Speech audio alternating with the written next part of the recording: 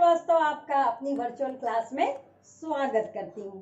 बच्चों, इससे पहले मैंने आपको 2 वीडियोस दिए और आई होप कि वो आपको पसंद आए हैं और मुझे लगता भी है कि पसंद आए हैं, क्योंकि आपने जिस ढंग से उस पे व्यूज बढ़ रही हैं उससे मुझे लगता है कि आप देख रहे हैं, आप पढ़ रहे हैं।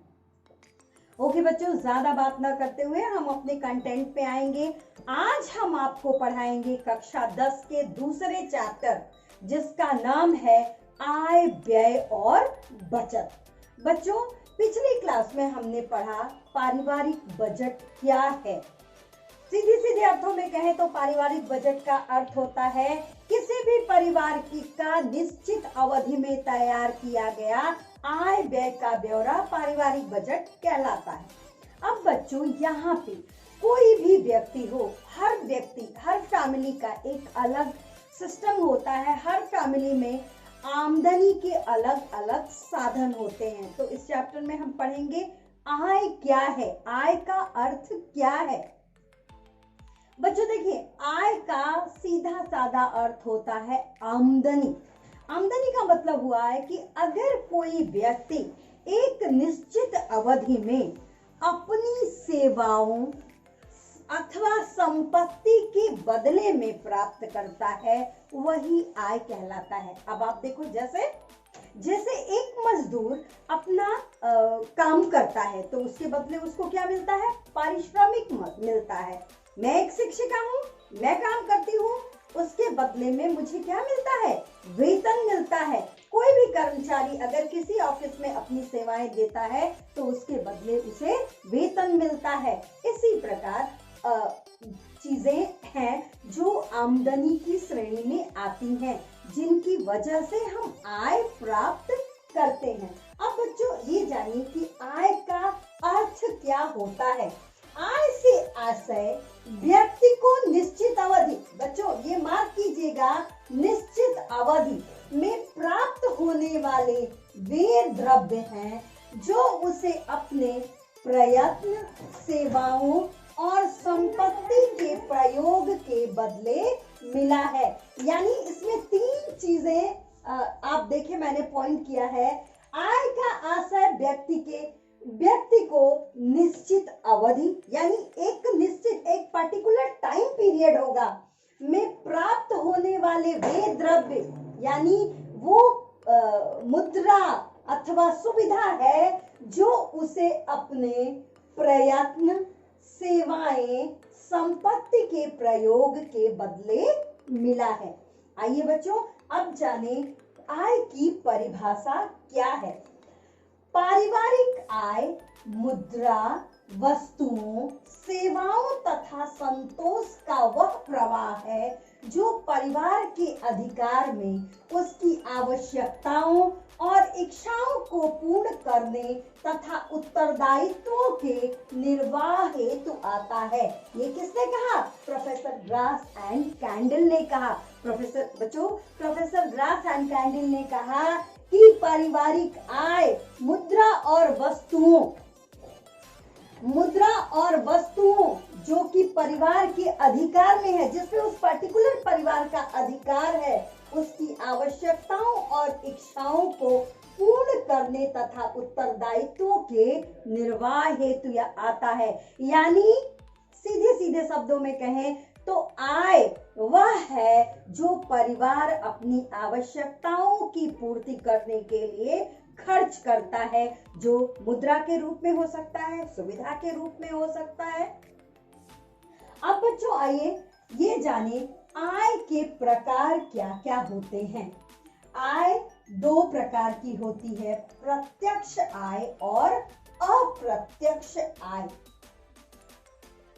बच्चों आपने देखा होगा ना, आपके पिताजी अगर कहीं काम करते हैं, अगर वो किसी जगह पे काम करते हैं या फिर आपकी माताजी कहीं पे काम करती हैं, तो उस काम के बदले उन्हें कुछ पैसे मिलते हैं। वो पारिश्रमिक के रूप में मिल सकता है, वो वेतन के रूप में हो सकता है, वो रॉयल्टी के रूप में हो सकता है। लेकिन कभी कभी आपने ये भी सुना होगा कि किसी को फ्री मकान मिला हुआ है, किसी को फ्री आने जाने का खर्च मिला हुआ है। ये सब भी किसमें आते हैं? आमदनी में आते हैं। तो यहाँ पे प्रत्यक्ष आय और अप्रत्यक्ष आय, आय के दो प्रकार हैं। बच्चों, प्रत्यक्ष आय वह आय होती है जो हमें मुद्रा अथवा धन के रूप में मिलती है। जैसे ना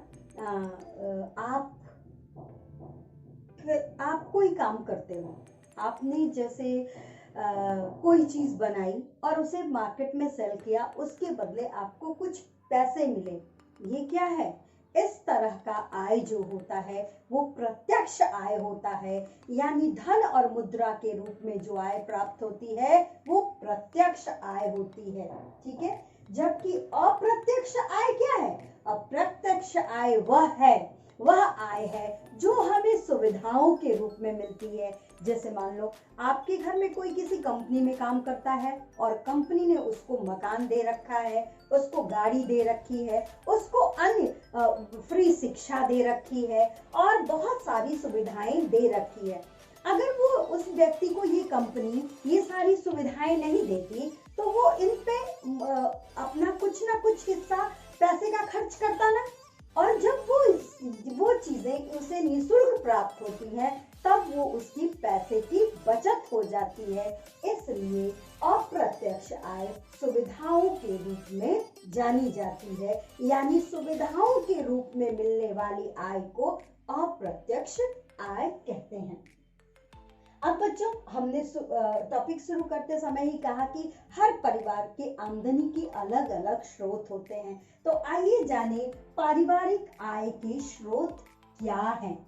पहला जो स्रोत होता है वह उसकी श्रेणी में हमने रखा है वेतन को।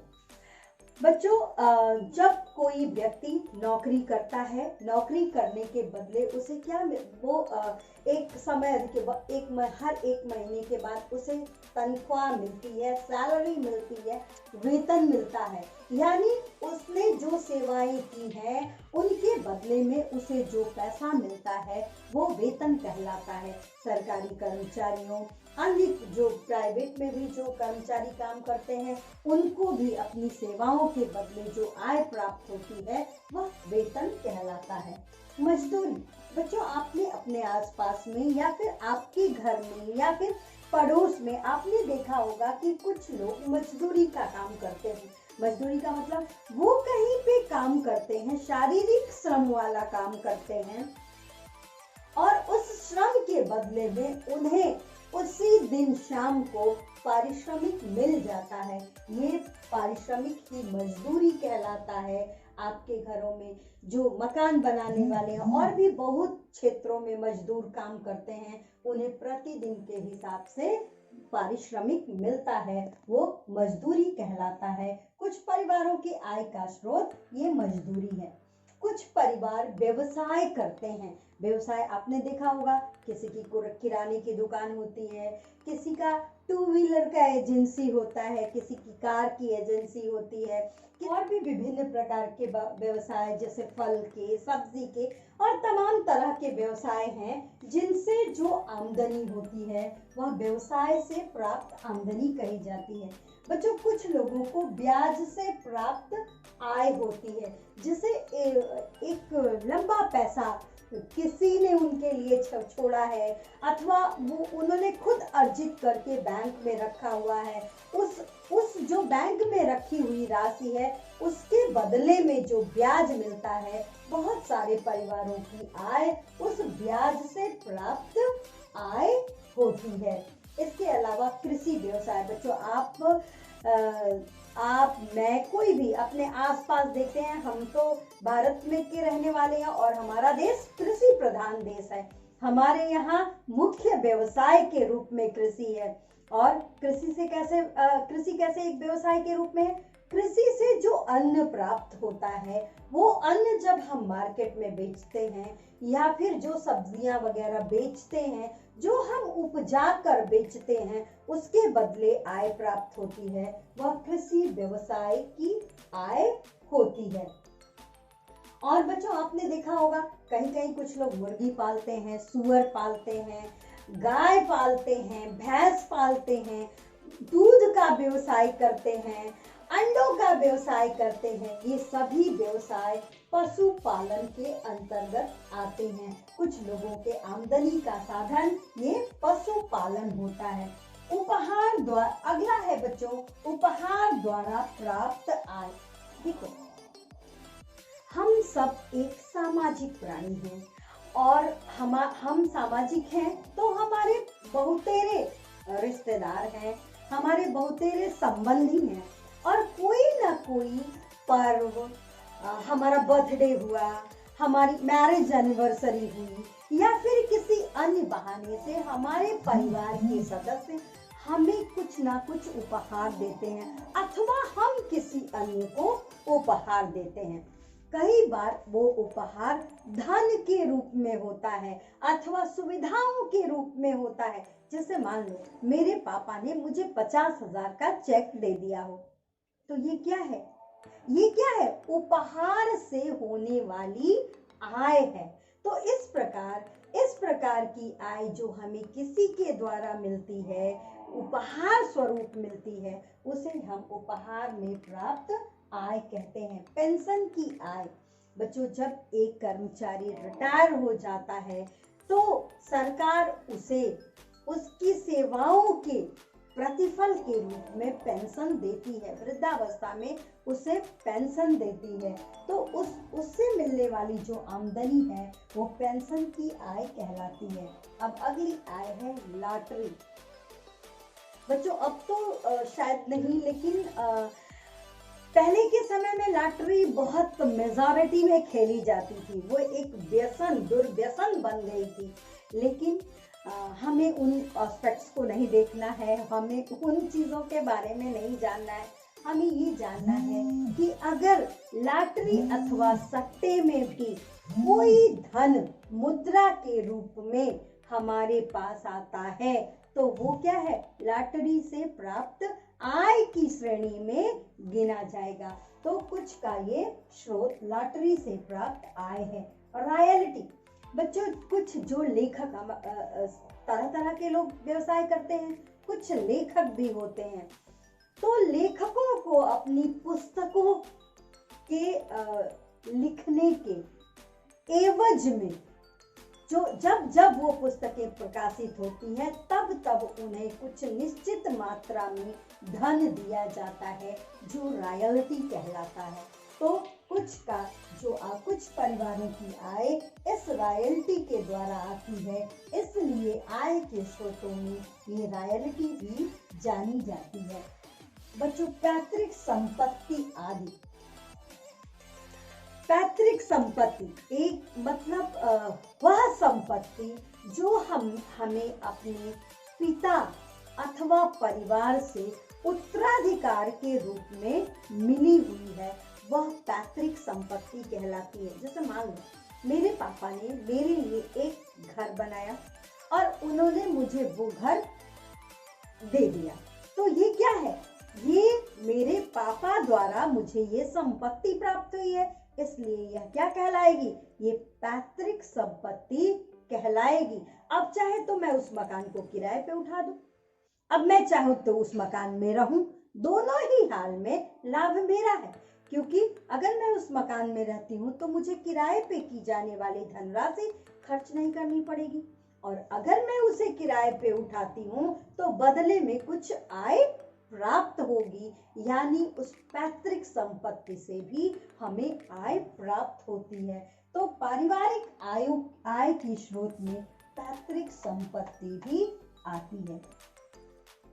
अब बच्चों आपने जाना कि पारिवारिक आय क्या होती है, पारिवारिक आय का अर्थ क्या होता है, पारिवारिक आय के प्रकार क्या होते हैं और पारिवारिक आय का स्रोत क्या होता है। अब बच्चों इस पूरे चैप्टर का नाम है आय, व्यय और बचत। आय के बारे में हम बात कर चुके, अब बात करते हैं व्यय के बारे में। व्यय का साधारण सा अर्थ है खर्च, है ना। जैसे मान लीजिए मेरे पास कुछ पैसे हैं और मैं उन्हें बाजार में जाके कुछ बिस्किट्स खरीदती हूँ, कुछ आइसक्रीम्स खरीदती हूँ, तो ये जो मैं पैसे उस दुकानदार को दे दूंगी तो क्या मेरे पास वो पैसे बचेंगे? नहीं, तो ये क्या मतलब हुआ? मतलब कि मैंने कुछ पैसे व्यय किए। किस लिए व्यय किए? अपनी इच्छाओं की पूर्ति के लिए किए। अब देखो पारिवारिक व्यय का अर्थ क्या है? आय को विवेकपूर्ण ढंग से खर्च करना ही व्यय कहलाता है। यहाँ आपने ध्यान दिया बच्चों, एक शब्द है विवेकपूर्ण ढंग से खर्च करना ही व्यय है। और अगर उसमें विवेक नहीं इस्तेमाल होगा, अनर्गल खर्च होगा, तो उसको अपव्यय कहेंगे। तो व्यय के लिए ये आवश्यक है कि विवेकपूर्ण ढंग से खर्च करना ही व्यय कहलाता है। बच्चों, व्यय को हम निम्न प्रकार से परिभाषित कर सकते हैं। आय का वह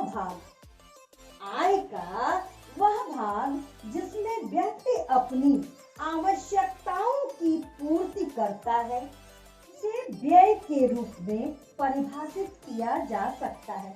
यानी सीधी बात ये हुई कि अपनी इच्छाओं की पूर्ति के लिए जो धन हम खर्च करते हैं वही व्यय कहलाता है। अब बच्चों ये देखिए व्यय के प्रकार, थोड़ा जूम चाहिए।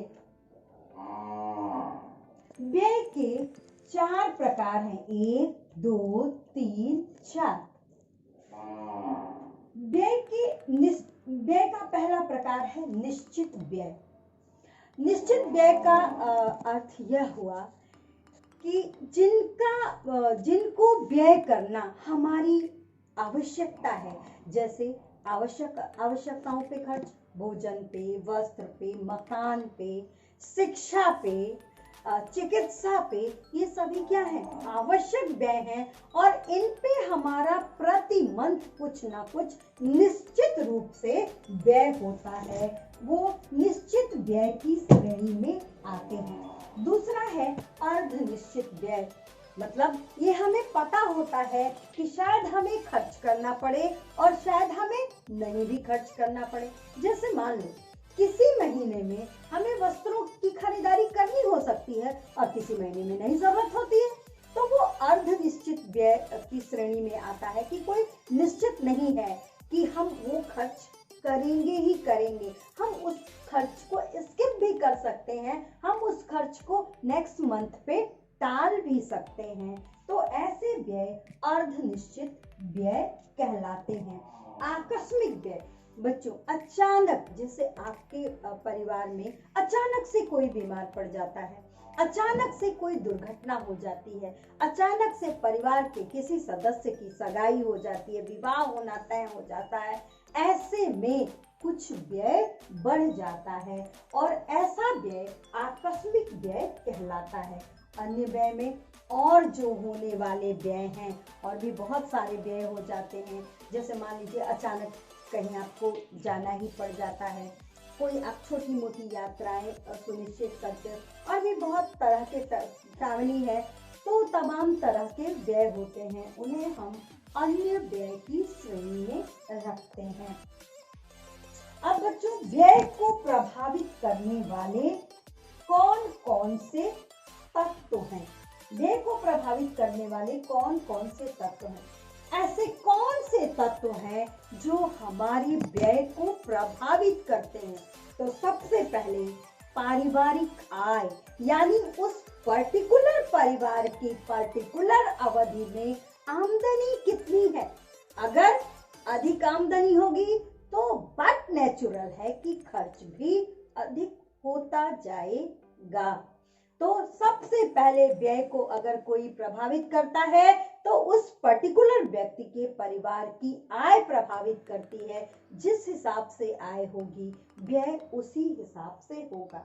दूसरा क्या है? परिवार के सदस्यों की संख्या। बच्चों उस पर्टिकुलर परिवार में कितने सदस्य हैं, कितने वयस्क हैं, कितनी वृद्ध हैं, कितने बच्चे हैं। देखो बच्चों मैं ये इसलिए बता रही हूँ कि कितने वृद्ध हैं और कितने बच्चे हैं। वृद्धों और बच्चों पे कुछ अलग तरह का व्यय होता है। जैसे वृद्धों के लिए उनके मेडिकल के खर्चे हैं, उनकी शारीरिक समस्याएं कुछ ना कुछ लगी रहेंगी, तो उस पर व्यय होने वाला व्यय है। जिन घरों में बच्चे ज़्यादा हैं, बच्चों के अलग, उनकी दूध की अलग आवश्यकता है, साबुन की अलग आवश्यकता है, कभी बीमार होने पे डॉक्टर की अलग आवश्यकता है। और उन घरों में जिनमें वयस्क बच्चे ज़्यादा हैं, जो 18 साल से ऊपर के बच्चे हैं, तो उनमें शिक्षा का व्यय ज़्यादा हो सकता है। तो हमेशा किसी भी परिवार का व्यय उस परिवार के सदस्य संख्या उस परिवार के व्यय को प्रभावित करती है। तीसरा, परिवार का सामाजिक स्तर एवं प्रतिष्ठा। बच्चों देखो, हम मनुष्य एक सामाजिक प्राणी है। वह अपने आसपास समाज को सिखाता है, उससे सीखता है। अब व्यय किस तरह से प्रभावित करता है? जैसा जिस व्यक्ति का सामाजिक स्तर होगा, उस हिसाब से व्यय बढ़ेगा। जैसे देखो, अगर आप किसी बेहद गरीब परिवार में जाते हैं, तो आप उससे ये नहीं उम्मीद कर सकते कि वो आपको बहुत ज़्यादा आपके लिए खिदमत में बहुत सारे व्यंजन रखेगा, है ना? क्यों? क्योंकि उसकी उतनी आमदनी नहीं है। तो जिस भी जीवन स्तर में रहने वाला परिवार है, उसी हिसाब से वह खर्च करेगा। जो धनिक वर्ग है वह उस हिसाब से खर्च करेगा, जो मध्यम वर्ग है वो उस हिसाब से खर्च करेगा, और जो निर्धन वर्ग है वो उस हिसाब से व्यय करेगा। इस प्रकार परिवार का सामाजिक स्तर भी, जो कितने सारे परिवारों को अपने दिखावे में, अपने शान में कि उनका सामाजिक स्तर बहुत ज्यादा है, इसलिए उस शान में भी बहुत सारा पैसा खर्च करना पड़ता है, जो कभी कभी अनावश्यक रूप से खर्च हो जाता है। क्यों? क्योंकि उन्हें अपनी सामाजिक प्रतिष्ठा को कायम रखना है। तो परिवार की सामाजिक प्रतिष्ठा भी व्यय को प्रभावित करती है। परिवार का स्वरूप। बच्चों, दो तरह का परिवार होता है, एकाकी परिवार और संयुक्त परिवार। एकाकी परिवार वह होता है जो एक छोटा परिवार होता है, जिसमें माता पिता, बच्चे और दादा दादी तक रहते हैं। लेकिन संयुक्त परिवार वह परिवार होता है जहां बाबा के भाई, बाबा के भाई के बच्चे, आपके माता पिता के बच्चे, और मतलब पूरा एक कुनबा रहता है।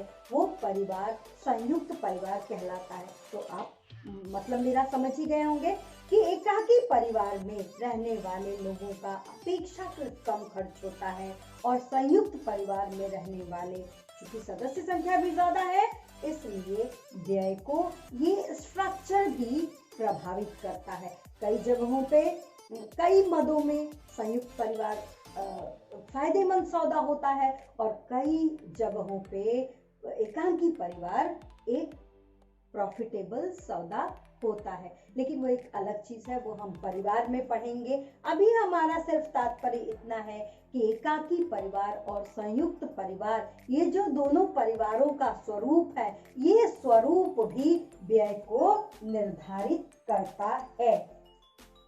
बच्चों, अगला है परिवार का व्यवसाय। देखो बच्चों, सभी तरह के व्यवसाय में जो आमदनी होती है, उसका पूरा जो खरीदारी पे पैसा लगता है, उसको तो अलग निकाल दिया जाता है। जो लाभ वाला हिस्सा होता है, उसको पूरा का पूरा हर परिवार नहीं खर्च कर सकता। कुछ व्यवसाय की ये डिमांड होती है कि वह व्यवसाय उस लाभ के हिस्से में से भी मेंटेनेंस मांगता है। जैसे एक वकील का व्यवसाय, अगर एक वकील और एक डॉक्टर का व्यवसाय ऐसा व्यवसाय होता है जिसमें उन्हें अपने आय का जो हिस्सा है उसमें से कुछ अपने व्यवसाय को निखारने के लिए, जैसे वकील है तो उसको कुछ किताबें खरीदनी पड़ती हैं, कुछ साइट्स देखने पड़ते हैं, और जगहें होती हैं, और जो डॉक्टर है उसको अपने चिकित्सालय के मेंटेनेंस में वो पैसा खर्च करना पड़ता है। तो इस तरह व्यवसाय भी व्यय को प्रभावित करने वाला तत्व है। अगला है बच्चों मित व्ययता। बेटा, इससे पहले वाली क्लास में भी मैंने आपको बताया था कि मित व्ययता कंजूसी नहीं है। मित व्ययता समझदारी पूर्वक, विवेकपूर्ण ढंग से किया जाने वाला खर्च है, और जो परिवार इस चीज को समझता है कि वो जो जहां खर्च कर रहा है वह वाकई महत्वपूर्ण है कि नहीं है, तभी वह परिवार आगे की ओर उन्नति कर पाता है। तो जो परिवार मितव्ययी हैं उन परिवारों का व्यय उस हिसाब से कम होता है अपेक्षाकृत उन परिवारों के जो मितव्ययी नहीं है। यानी मितव्ययता व्यय को प्रभावित करने वाला तत्व है। अगला है बच्चों निवास स्थान। बच्चों कुछ लोग गांव में रहते हैं, कुछ लोग शहरों में रहते हैं, कुछ लोग छोटे कस्बों में रहते हैं, कुछ लोग महानगरों में रहते हैं। तो ये जो जिस स्थान पे वो रहते हैं उस स्थान के कारण भी उनका खर्च प्रभावित होता है। जैसे गांव में रहने वाले व्यक्ति और महानगर में रहने वाले व्यक्ति के व्यय में काफी अंतर आ जाता है। जो व्यक्ति महानगर में रहता है उसका व्यय अपेक्षाकृत अधिक होता है उस व्यक्ति के जो गांव में रहता है। तो ये जो व्यक्ति जिस निवास स्थान पे रह रहा है वो निवास स्थान भी व्यय को प्रभावित करता है। अगला है सामाजिक धार्मिक प्रथाएं। सामाजिक धार्मिक प्रथाओं का अर्थ है कि हम किन सामाजिक और धार्मिक मूल्यों में विश्वास रखते हैं और उनके नाम को पालन करने में हमें क्या कुछ करना पड़ता है, क्या कुछ खर्च करना पड़ता है। अगर हम अपने विवेक का इस्तेमाल न करते हुए अंध होकर उधर खर्च करते हैं तो यह व्यय को हमारे प्रभावित करता है। और ये सामाजिक धार्मिक प्रथाएं भी व्यय को पूरी तरह प्रभावित करती हैं। बच्चों एक इसमें छूट गया है, गृहिणी की दक्षता। गृहिणी की दक्षता यानी जो व्यक्ति परिवार का संचालन कर रहा है, जो व्यक्ति अपने परिवार के आवश्यकताओं की पूर्ति के लिए काम कर रहा है, वह यानी गृहिणी की दक्षता कि वो कितनी दक्ष है इस कार्य में कि वह किस तरह से विवेकपूर्ण ढंग से कहाँ व्यय को कम करना है, कहाँ व्यय को ज्यादा करना है, कहाँ आवश्यक व्यय है, कहाँ अनावश्यक व्यय है, इस चीज को अगर आइडेंटिफाई कर लेती है तो वो भी व्यय को प्रभावित करता है। अर्थात अगर गृहिणी दक्ष है तो व्यय कम होगा और गृहिणी की कुशलता में अगर कमी है तो व्यय अधिक होगा।